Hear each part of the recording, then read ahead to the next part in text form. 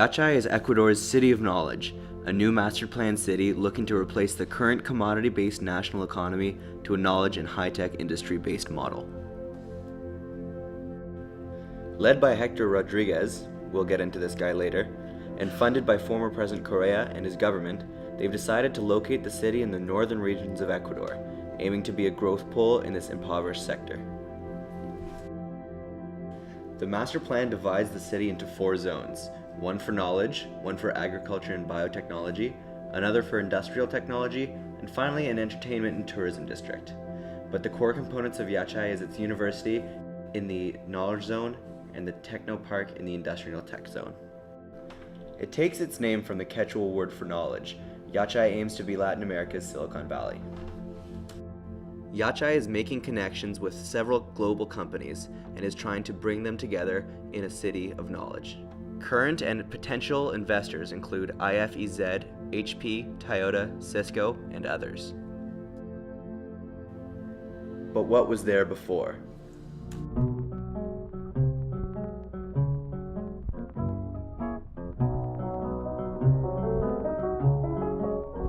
The land was occupied by Afro-Ecuadorians, former sugarcane cutters, contributing to the agricultural-based economy. Since then, they have been expropriated from the land for the construction of the city. As Hector Rodriguez puts it, Ecuador has been seen as a banana republic because the whole productive matrix was based on the exportation of raw materials. That dependency on commodities made the economy unable to handle external shocks. Since then, the nation has been changing its long-term development strategy to a knowledge-based economy.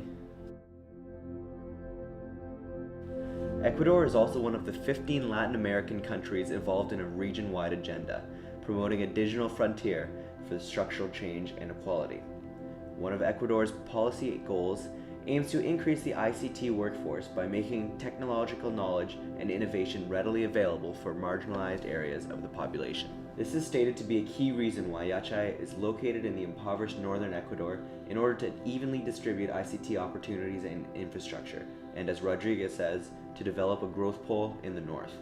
This is a key critical issue of the project and one we will discuss further later. When construction began, a vast amount of ancient artifacts were unearthed, so Yachay set up a team of archaeologists to collect and study these pieces. This preservation and understanding of the country's past and its traditions is said to be critical for the future success of Yachay and Ecuador. Now let's get back to the former sugarcane farmers, the Afro-Ecuadorians who have been expropriated from their land. They have formed squatter settlements around Yachay, and Yachay has been trying to integrate them into the city. Maybe not. There have been complaints from displaced farmers that were not properly compensated for their lost land and livelihood. As Yolanda Murillo, a 73-year-old farmer, puts it, I lived in my house for 35 years.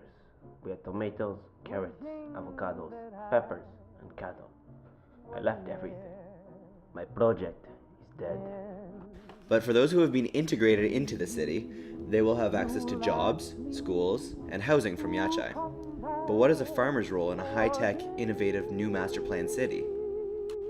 This attempt of working with the farmers highlights Ecuador's socialist approach towards working with the existing populations of Yachay by avoiding expropriation measures. Could this be a manifestation of Buen Vivir? Buen Vivir? Buen Vivir is... Actually, I'll tell you what it's not. It's not about living a prosperous life. It's not about owning land and using it as capital. It's not about an individual's well-being. It's more of a socialist philosophy and movement that is community-centric, ecologically balanced, and culturally sensitive. It's about an individual's well-being in relation to their context, speaking themes such as harmony and collectivism. But how does this paradigm play out in the real world? In Yachay? I mean, the current banana-selling economy is definitely not Buen Vivir. But what about the dream of a knowledge economy? I mean, we all know what Rodriguez and Carrera's answer is. But using knowledge for the purpose of its capital is perhaps not the Buen Vivir we've been dreaming of. Shouldn't knowledge enlighten and not be used for profit? Perhaps we're wrong. Or perhaps this is simply a modern rendition, a Rodriguez interpretation of Buen Vivir. This is Hector Rodriguez, the CEO of Yachay City of Knowledge and University. Born in 1980, he received his bachelor's degree in social sciences at the Catholic University of Ecuador in Quito, and later going on to receive his master's in sociology for government and public affairs. Rodriguez has in fact had executive roles in Ecuadorian planning and development, as well as an Ecuadorian agency for international cooperation. However, it can be said that for a leader of a new city, Rodriguez is still quite young and possesses limited architectural knowledge. Similar to Correa, Rodriguez embodies the socialist philosophies advertised in Yachay, somewhat of a left-wing activist. Some may call him a freedom fighter or a wannabe architect. This is Rafael Correa, the former president of Ecuador in office between 2007 and 2017. He is a self-proclaimed democratic socialist, also being considered a left-wing or economic populist by many notable sources, such as The Washington Post and The Economist. Given the recent trend of right-wing takeovers in Peru, Brazil, and Argentina, we could have seen the fall of the left-wing government, which would have changed the course of Yachay completely. The original master plan was designed by a Korean firm, IFEZ, Incheon Free Economic Zone, with a validation process consisting of international experts in urbanization. These specialists held a think tank in 2013 to contribute to this development of the city and to address its issues at the time. They came up with a plan that highlighted 7 key elements of the city. Yachay will be compact, with an organized growth plan; ubiquitous, with the use of state-of-the-art technology for various municipal services: water, electricity, mobility, security; human, to overcome ethnic, cultural, and economic divides; green, to promote respect for nature; walkability, to integrate the community through accessibility and inclusive environments; integrated, with interconnected public spaces and green spaces for a welcoming effect; and finally, resilient, to construct a city that adapts and endures technological, cultural, and social change. Let's get into some numbers. Yachay currently houses 2,500 permanent residents, enrolls 1,000 students, and has a floating population of 4,000. The master plan is designed to allocate for a population of 80,000 with a capacity of 200,000, with an estimated total cost of $1 billion. To put these numbers into context, since the university began in 2014, in 3 years they have only reached 3.1% of their expected population. To promote the city's growth, Yachay buses in 500 school children every day to see what is in store for the new master plan city. Could this be a marketing technique to influence the election? The results are very directly tied to the future of the city. In Ecuador, it is mandatory to vote if you are over 18 and is optional to vote if you are in between the ages of 16 and 18. This clearly could have been an attempt to impress the children with the glamour of high-tech paradise in hopes that they would influence their family members' vote, to vote left, to vote for Yachay. The results speak for themselves. Yachay was planned during a time of a commodity crisis, as high oil prices placed a burden on Ecuador's economy. The high oil prices meant a high cost of producing goods made with petroleum products, which was vital to the commodity-based economy. So, Correa launched the Citizens Revolution program, doubling the budget for state education, establishing 4 mega universities, including Yachay, expanding housing credit, and putting an emphasis on creating jobs. Yachay plays an integral role in Correa's ambitious project and represents a symbol that breaks Ecuador's dependence on oil.